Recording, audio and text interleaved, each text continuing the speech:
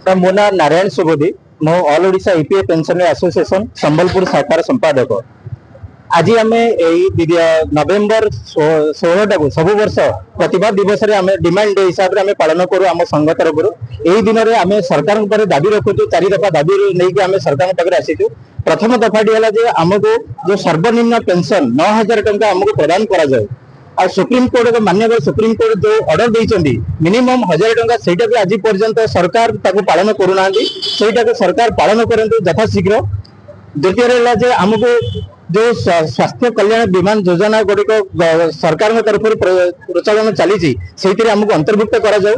आ चतुर्थ दाबी होची हमर जे मिनिमम जोटा आमको पेंशन सहित डीएटा आमको दिया जाऊ।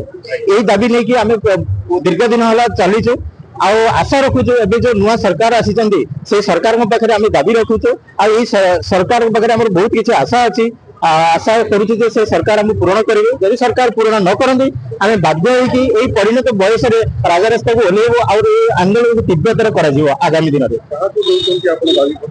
आज आम आम माननीय जिलापाल माध्यम माननीय ओडिशा भारत सरकार प्रधानमंत्री जैसे से नरेंद्र मोदी पाखक आम दाबीपत्र पठेबू।